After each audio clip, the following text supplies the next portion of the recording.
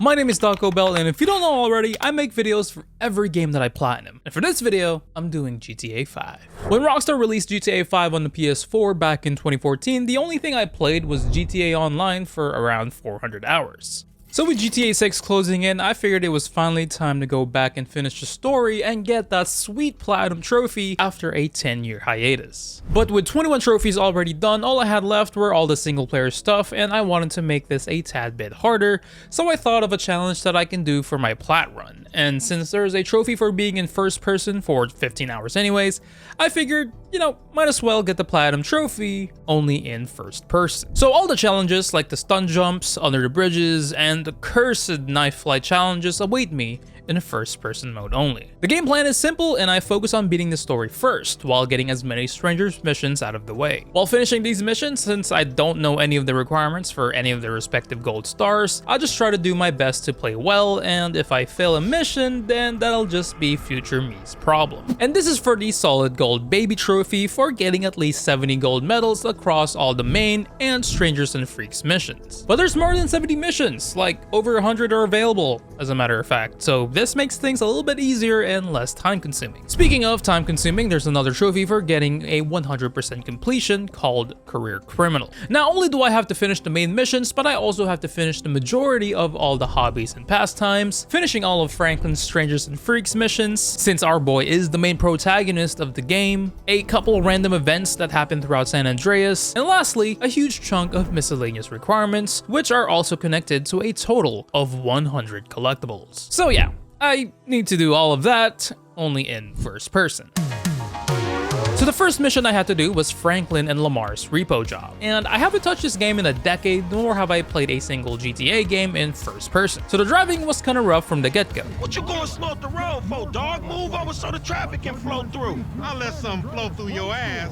Dog, I ain't too sure that joke works, dog. Oh, shit. The first person fisticuffs weren't too bad though, and it was definitely satisfying beating Simeon to a pulp. This is also where we repoed the wrong person, but also when Franklin finally meets Michael for the first time. Drive-by shooting is and will forever be a difficult thing to pull off whether I was in first person or not, however, especially on a controller. But at this point in the game is when I was starting to get used to the driving, and is pretty much the only thing I'll be remotely good at in first person. Until I encountered my first Strangers and Freaks mission where I had to tow a car, and yeah. Oh my god, this is where it starts. Oh, I see it, yeah.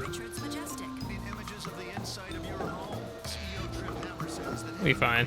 Who hired this guy? What the fuck? Then there's that one paparazzi guy's mission that was also a pain in the butt because I needed to drive right next to this dude's bike as he would then swing on him, I think. I don't even know what he's trying to do to the man, but I kind of just had to cruise right beside this guy and hope for the best. Damn, missed him. I don't even know what you're doing, bro. I did do well on the other Strangers missions like House First Drag Race, where I ended up getting my first gold medal. Getting high on some laced kush where I fought aliens with a minigun, I also got a gold on that, and racing with this very lovely woman for another easy gold medal under my belt. But that was the only Stranger missions I could do at the time, so now it was time to set my focus back to the main story. That's a dude, Chop. Well, let me tell you something, that Chop wasn't the only one getting it in, because this is the official start of the story and where the domino effect started taking place. Chasing the coach down, he ended up hiding in what Michael assumed was his house. So they ended up towing it down the hill, except it wasn't his house, but instead it was the house of a drug lord's girlfriend. You!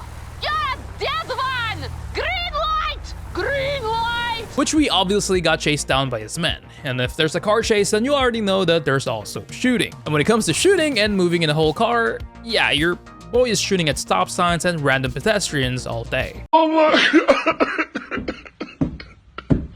But the guy ended up chasing Michael to his house, and now we had to make $2.5 million to rebuild the house we tore down. So now Michael was forced to phone in his old friend to get him back in the game in order to get that 2.5 mil. Before Lester decided to help us with another score, he wanted something done first, which he had Michael infiltrate the Life Invader building so he could plant an explosive in one of the phones to blow up the head of the company, which is what should have happened the first time if I hadn't zoned out and ended up failing one of the easiest missions in GTA history. At around this point in my presentation, there was meant to be a call from my product team to introduce the device. Oh, my bad. Trust me, and don't worry, I will fire several people for this. Meanwhile, Franklin was doing some scores on his own, which unfortunately wasn't going in their favor after finding out that they just walked into an ambush with the ballas. This is also where I needed to fight my way out of this abandoned building, which proved to be quite the challenge in first person, and is also the first and the last time that I ever used the roll mechanic, which almost made me resurrect my lunch that day. Oh my freaking god, where am I? Never roll, never roll. And the cover mechanic, which had been a vital piece of survivability since GTA 4, but in first person is definitely not it. But now it's finally time to do our first heist, which all starts with the initial setup of said heist, like picking up the crew members and some recon work on the place that we're hitting. Also jacking a SWAT van filled with automatic rifles, and how to not threaten the driver with a gun if there are 3 other SWAT members in the same van.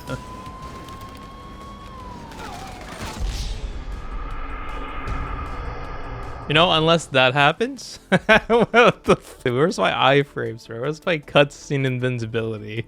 While Michael was busy with that, I just had Franklin make progress with even more Strangers and Freaks missions, like bothering celebrities, and more towing jobs. But with the plan set in motion, the crew went ahead with the heist, where I'll need to grab as many jewels as I possibly can, and we rode out into the sunset with our bikes while evading the cops. After that successful heist and a trophy pop to boot, it would have been the end of our little story after Michael has successfully paid off Martin Madrazo for the house, if Michael would have just not said his cheesy line to some random dude. You forget 1,000 things every day, pal. Make sure this is one of them. Where that domino effect that I mentioned earlier would go into effect. I just saw a fucking ghost and I gotta hear your crap. Get up!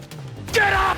Eventually, Trevor finds Michael in Los Santos, only to team up once again to save his daughter from humiliating herself on TV, and chasing Laszlo down to teach him a lesson as well, which nabbed me the Friendship Resurrected trophy. And it only gets worse when the FIB agent Dave, who made a deal with Michael during the beginning section of the game in order to save him from the chains of the law, is now under threat of getting exposed, which means Michael's life is also on the line. So now the boys are doing the dirty work for the FIB to help Davey and his other subordinates from getting found out. So remember that guy that we rescued from the other feds? Well, turned out that us taking him was the worst fate imaginable. And I won't be showing this scene because I want this video to be monetized still, but pretty much they tortured him to get information they needed to assassinate their target. Meanwhile, Franklin was busy doing jobs for Lester and further manipulating the stock market by doing numerous counts of assassinations. After some time has passed, Trevor wanted a score of his own, so he ended up scouting the local docks in hopes of stealing something important and obviously worth a lot of money.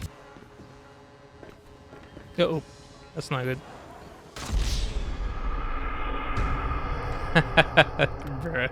Not knowing what this precious container held, without the help of Lester, he still went with the plan, which he then steals a submarine, where he would instruct Michael to plant some explosives on the ship while Franklin detonates the bombs. It was now up to Trevor to retrieve the mystery prize with the sub, where I quickly figured out that being in first person in a mini sub was hands down the worst experience in this challenge so far. Turned out that the thing that they stole from that cargo was actually a super weapon, in which Lester had to intervene while he was still in the hospital from what it looked like, which we ended up with nothing after all that chaos we just inflicted, but at least we got a trophy from it. I want to say that the whole gang was tilted at this point, so it was the perfect time to do all of Trevor's Rampage missions where he ends up going on, well, a rampage. Oh, you think you're so superior? Hey, I got a gold still. Let's go.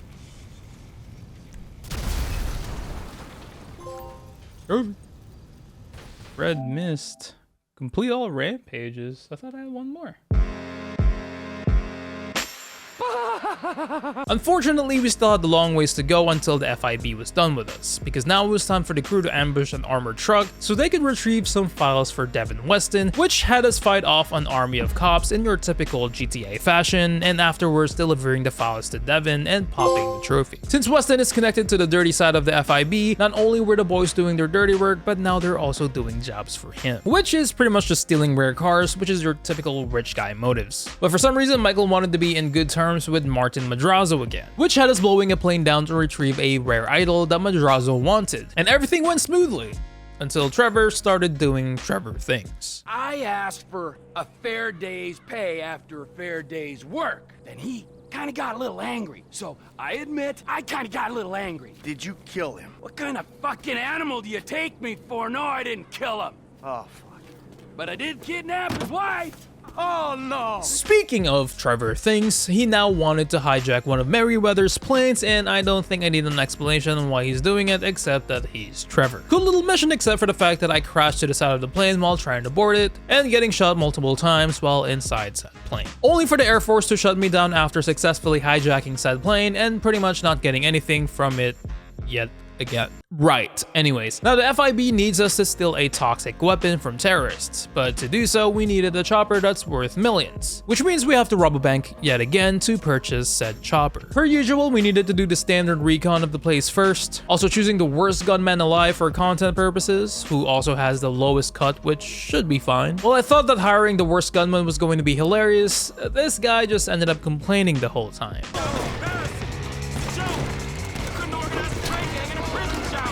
Until he eventually got killed by a cop car, which caused us $2 million. But on the flip side, at least that shut him up. With Franklin's help, the guys managed to get away on the train, where the FIB dogs waited for him to acquire the money to be able to buy the chopper for our mission later. While waiting for them to call us, Trevor was back at it again with another one of his heists, where I needed to jump on top of this moving train so I could steal it, which immediately gave me flashbacks of a not so fun memory. Which is worse now because I'm playing in first person, and sure enough,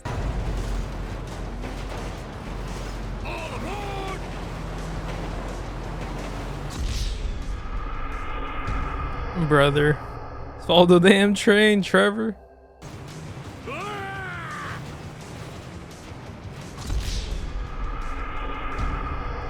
Bro. Anyways, whenever they got possession of what was in the train, it turned out to be another relic, which made Michael want it now so he could give it to Madrazo and make peace with him once again. While Trevor disagreed and wanted the idol for himself, Michael proposed one of the final heists that the boys will ever make. Now this is where things starts to get spicy, with Michael and his FIB buddies infiltrating the lab containing the super weapon, and after securing the weapon, it was then up to Trevor to fly the chopper down and retrieve the package. Or in my case, this would be me awkwardly guessing where the container is. Holy Jesus.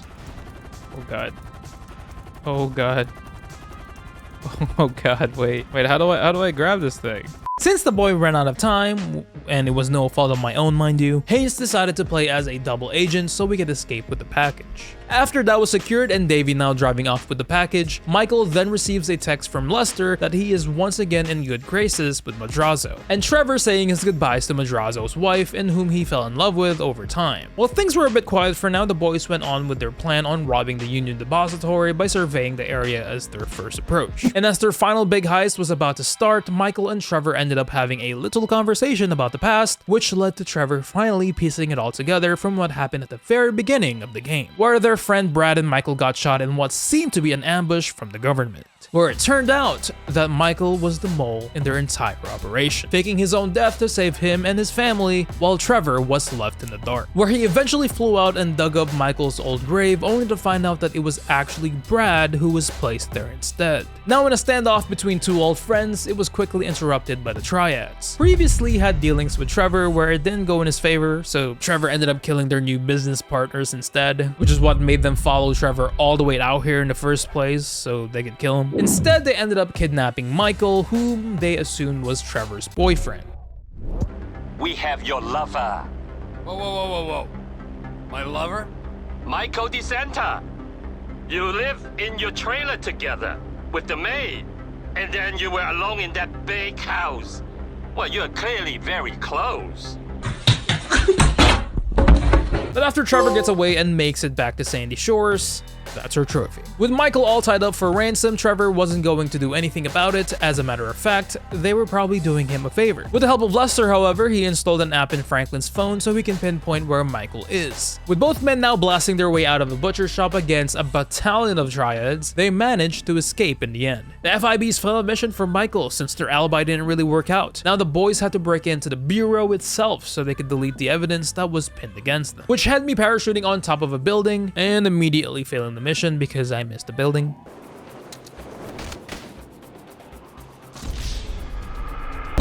While inside the bureau, it was finally time to start deleting some files and fighting our way out per usual. With our first plan of escape ended up getting blown into the building itself, we now found ourselves escaping through the side of the building into the ambulance that our getaway driver cleverly pulled into, making the escape part a piece of cake. Meeting up in Franklin's house, the boys ended up celebrating with another successful heist and the fact that they were all still alive. But unfortunately for me, I also witnessed Lester dancing, and it's something that no one should ever witness in their whole lives. During this time is also when I finally popped a trophy for being in first person for 15 hours. And our encounter with the corrupt FIB agents were finally at an end, with probably my favorite scene in this whole game. Do no such thing. Now, Steve, we agreed to speak to Michael, to try and explain things to him. Then put your gun down and we'll talk. After you, buddy. Come on, where's the trust? You can do better than that. They know or think they know that I'm the one that was behind the incident. Uh-huh. And now you want me to clean up your mess again, right? Before I end up at the bottom of the ocean. Fucking good luck with that. Put the weapons down, boys. Fun time is over. We've got you. Anti-American activity. Put your weapons down, all of you. Who the fuck are you with? With me. You fucking rat. I knew you didn't have the balls for this. For the record, I'm a patriot. I love my country. Put the weapons down. Fuck you. We all know you agency boys are ball deep in a plot to drive up your funding by any means necessary. Put the guns down, gentlemen. Who the fuck are they? Fucking Merryweather. What are they doing here? Steve, put your gun down. Oh, same goddamn leg. Once again, I found myself blasting my way out, but this time against the Bureau, the FIB, and Merryweather's private army. Surprisingly, Trevor came back to help Michael to get him out of this sticky situation, and the reason behind this is because he still wanted to do the Union Depository heist. No. One last score. With the main story finally coming to its climax, we still needed to pull off the biggest heist in the GTA 5 storyline. Deciding on the game plan and who to hire for the heist, I needed to get some essential vehicles for the job like the getaway car, and stealing a whole driller so we could drill the walls of the depository, where I would once again run into the same problem I've been having while driving big things in first person. Huh? Oh, are you part of them? You snitch. Alright, I just cannot detach this thing. It's about to get detached. Alright, so what I'm gonna do, right? I'm gonna squeeze in this tight spot. That's the only way. See that? Yep. Where are we looking? Alright, I can't squeeze in here. Okay. I think it's a bad idea. Just gonna go back. Hold up. I got this. Can't see. Oh my god. Sure. Please. I much it. Let's go.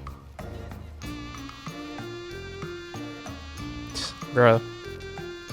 Too easy, man. And finally stealing a train so we could easily drop off and transport the gold during the heist. And with everything set to go, it was finally time to start the heist. While Franklin uses the driller to blast through the wall to get to the gold, Trevor and Lester picked up the containers with a chopper, while Michael acts as the distraction by pretending to do a failed attempt at a robbery, which he and the other crew members needed to make it to the getaway car that I fully modded earlier. And Trevor just needed to evade a couple Merryweather choppers as they dropped off the goods on the train, and that was pretty much the heist. With the only thing that's left is the final mission to tie up loose ends, Devin Weston paid Franklin a visit at his house, informing him to kill Michael because he was causing him problems, while the FIB wanted him to kill Trevor, for the safety of every living being on planet Earth maybe, I don't know. But there was also another option, and that's to save both, which I'll need to choose. Even if I wanted to choose kill Trevor so badly since he offed my favorite faction in the entire GTA franchise, and also I would need all three of them alive to get the platinum. So Franklin ended up calling both Michael and Trevor to kill all the feds and mercenaries that were sent to kill them. Once the wave of gunmen were taken care of, now they had their sights on all the people that did them wrong throughout the game. Since the corrupt FIB agent Haynes, which Trevor volunteered to get, where I would then snipe him on a Ferris wheel while he was doing a documentary shoot or something. Michael going for Stretch, the two-faced Grove Street member turned Ballas, clearing out Franklin's problem, and Franklin going for Wei Cheng, the head of Los Santos' triad, which is also Trevor's problem. And now it was time for the final target, Tevin Weston, where I had to sneak up on his mansion while taking out a couple Merryweather guards just so I could kidnap him and stash him in his trunk,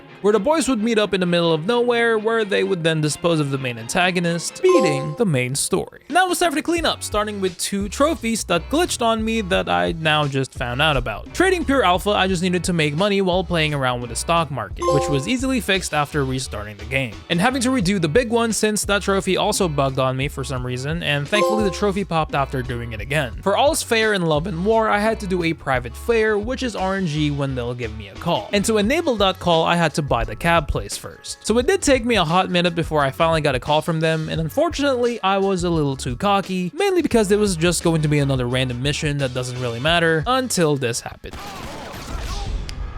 Bro, I knew I was gonna die, bro. Oh my god, there was no restarts. Fuck. Which sucks because now I don't even know when the next call is going to be, and I only have myself to blame for this failure. Until I miraculously got another call 30 minutes later, and this time I was prepared. And it ended up being just some punk who refused to pay, so I just had to run him over. Okay, just having some fun with you, man. No harm done. Give me my money, you loser. There we go. For TP Industries arms race, I had to buy the McKinsey field hanger as Trevor and do a total of 10 missions. 5 of them are off-road buggy missions, where I had to pick up some airdrops while avoiding the main roads. The other half were on a plane, but this time I was the one doing the dropping, and I just had to drop the package on the target, which I purely just focused on the map since I had no idea where the hell I was. Let's go. Day 7 is when I decided to attempt the hardest trophies in first person, starting with what I thought was going to be a quick and easy ride was waste management. I know I mentioned that being on a mini-sub in first person was bad and all, but the difference for this trophy is that I had to look for these collectibles with only a GPS tracker, and the fact that being in first person made me feel like I wasn't even moving sometimes, and I felt claustrophobic the entire time. What are you gonna do, kid? Yeah, what are you gonna do? Yeah, do something. What I thought. Hey, Jaws. I don't know why. I started pressing like L1 to aim, and I started blasting him from inside the sub. Bruh, don't do that. You just blowing from Stupid Town? I thought he got in, bruh. Don't do that. And of course, there's also the problem of me not knowing how deep my sub is currently, and I find myself getting beached. I have no control. What the fuck? Gonna have to push the submarine. Gotta give that gentle push. You feel me? Oh my god. What the hell, dog? And this whole trophy took me a total of 3 hours because I just kept getting lost. And at this point, I started praying to Jesus to let this end. Since I was underwater anyway, the next trophy I went for was Out of Your Depth for getting killed by a shark. I thought it was easy to look for sharks until I found out that it really wasn't after 30 minutes had passed by and still not a single shark to be found. So I ended up buying a plane and flew out the map until the engine gave out. And out here is when I got consumed, which is such a freaky experience, personally, just having to do this. Yeah, I don't like waters. Wanted Alive or Alive is for delivering a bail bond target. Well, alive. Well, for the bond I received, I just had to scare the dude a little bit, but I roleplayed as Trevor a little too well in this scenario, and this happened.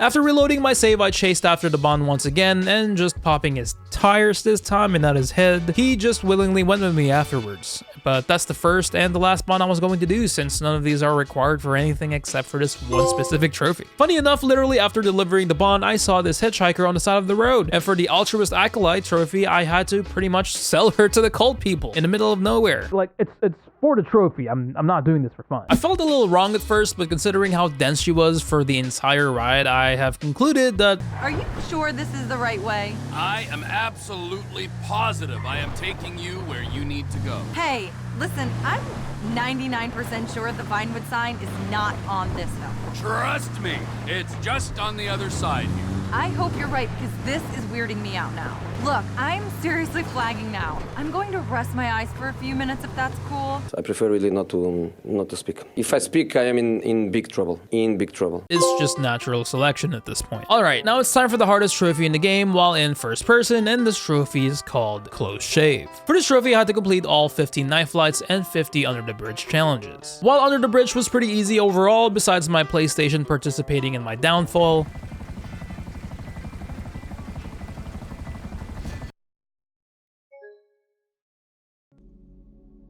The real challenge is getting all the 15 knife flights, and at first I just don't get how to fly sideways.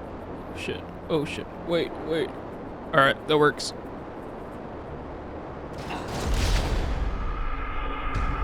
It does not work. Which obviously caused me to die multiple times. Not only that, but surprisingly enough, it was kind of hard to tell which building is the right one, and I ended up doing the wrong building multiple times. Whoa! There's no way. There's no way that didn't count. I probably have already done that, or I'm doing the wrong building. There's no shot. That was tighter than a rat's hole, dude. There's no shot, bro. Speaking of buttholes, there was also the toughest knife flight I've ever done, and that's on this small building. And the reason this was the toughest for me was because compared to every other knife fight, this was just so low to the ground, which took me a hot minute to do after impaling my very fibers into the concrete below. Well, it turns out I've been doing the wrong building again for the past 2 to 3 hours, so that was cool. There's no way that wasn't it. What? Do I have to be lower? Whoa. No shot, dude. What? Do I have to be kissing the pavement or something? Oh, let's go. I mean, I died, but hell yeah, I'll take it, bro. I will take it. Oh, and I saved the game before attempting any challenges as well, so I don't have to go look for a plane every single time. And when I finish a challenge, the game, for some reason, auto-saves. And it asks me every time if I want to save that knife flight, like anyone would say no.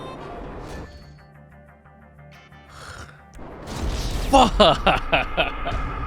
Dude, the autosave thing, man, I knew I was dead, bro. But after a long and sweaty journey, I have finished all of my knife flights, and I ended up doing the kind of boring under the bridge challenges, and that was a trophy. Starting the day strong, I ended up doing some more miscellaneous trophies, like spending 200 million across the 3 protagonists, which basically just consists of me buying and selling some stocks. But I only had to do this once since I didn't know I was that close to the goal. And 3-man army for surviving for at least 3 minutes while having a 3-star wanted level or more. And since I needed to hang out with all of the boys for the 100% completion anyways, after doing a bunch of stuff that people do when they go out, like play darts at a bar in the middle of nowhere, I figured I might as well get this out of the way while we were all together anyways. With that out of the way, it was just doing everything I needed for the 100%. Like attending the shooting range, participating in the triathlon, doing some flight school practices, which would have been super helpful while I was doing the knife flight challenges. All of these were pretty straightforward up until I had to play golf. Everything about this minigame absolutely killed me from the inside. There's also one for tennis, but this was pretty easy overall, but holy crap, I cannot golf to save my life.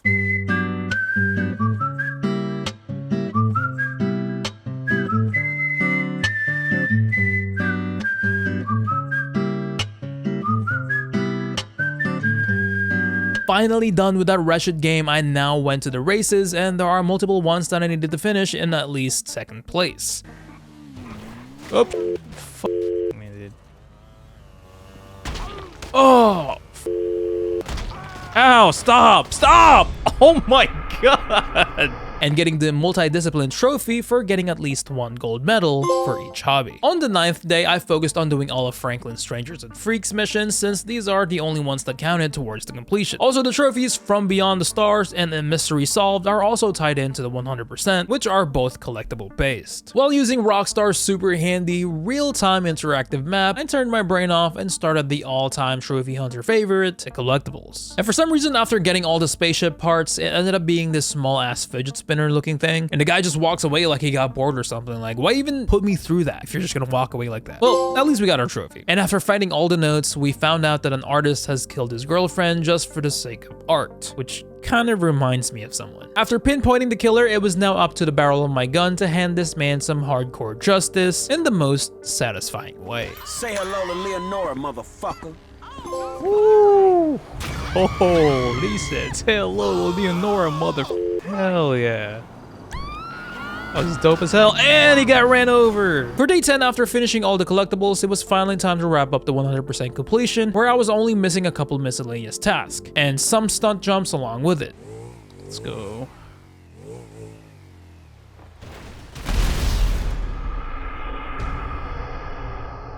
Pain in the ass, I gotta say, but at least I only needed to do 25 instead of 50, since I already have the trophy 10 years ago while I was just playing GTA Online.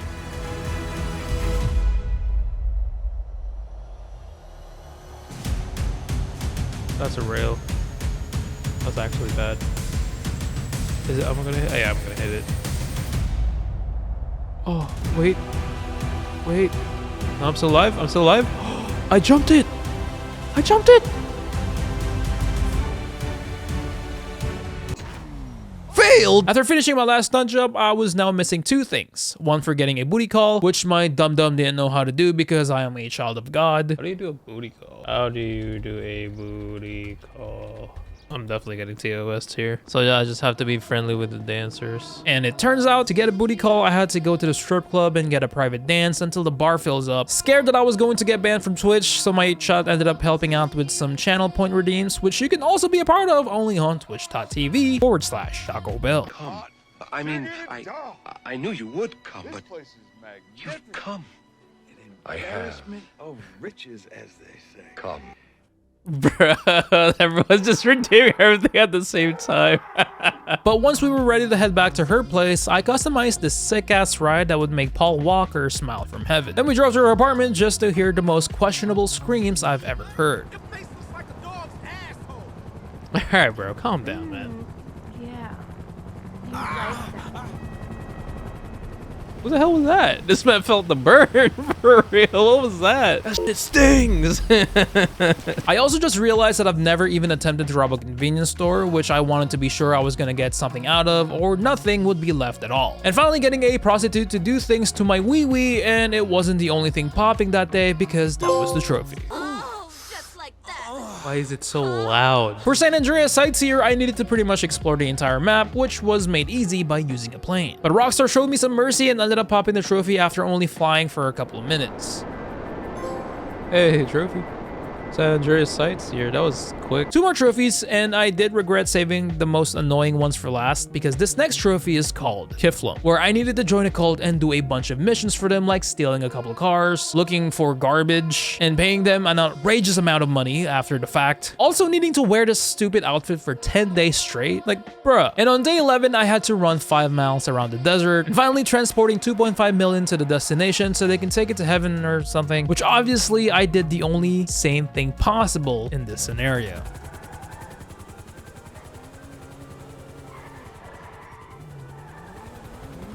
Ta-ta. I don't know what that means. Anyone on the ground still with us? No, it's just you, Brother Zildor. You're the ninth paradigm's last hope. No pressure then. Derby. Let's go. Half the day already gone from that stupid string of missions, it was finally time to work on the final trophy, where I needed to get 70 gold medals for the replayable missions. While some of these missions are just downright the easiest thing on planet Earth, to a challenging mission to get a gold medal on, there are certain missions that I purposely avoided of how ridiculous some of the requirements are. Like this garbage truck mission where I needed to not only deliver the truck in a speedy fashion, but also unscratched at all. Bro, this mission sucks ass, dude. Which had me going from this, let's go, to this. With only a couple of gold medals left, I fought through all these missions again with perfect gameplay, where I had to do some spins while falling off a plane as one of the requirements, which normally isn't a big deal if you haven't had anything to eat yet, that is, to just flat out dying off the bat and failing the mission. I'm gonna land in the water. Please let it be in the water. I'll survive there. Yeah, we're fine. To close calls.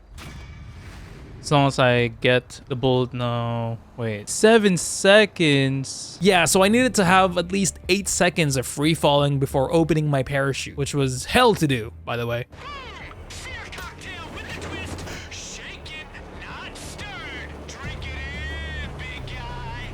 Yeah, I see it. Okay, whatever you say, man. Yeah, that's what I'm talking about. Eh? What? Wait, what happened?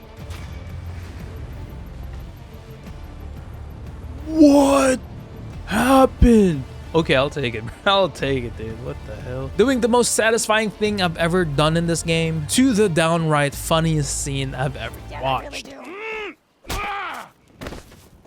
Oh, I love you. Oh, let me take you away from all of this. Stupid psycho!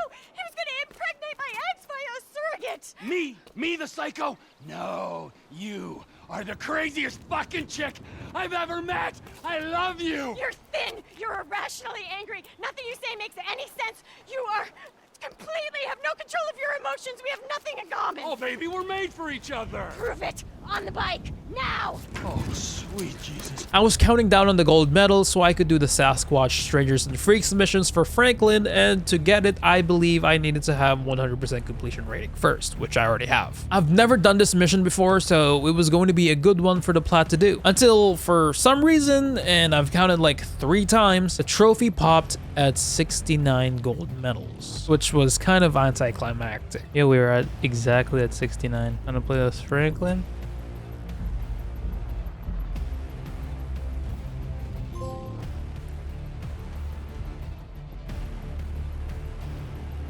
Huh?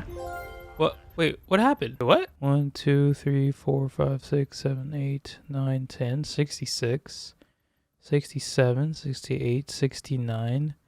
I have 6. What? But yeah, that was the video, man. I had tons of fun playing GTA, not on first person. Like, I want to replay GTA, but how it's intended to be played. First person perspective is cool and all, just not the entire time. I don't think GTA can ever be a first person game ever. Like, it just doesn't make sense. I hope you guys enjoyed it. Leave a like, comment something, anything.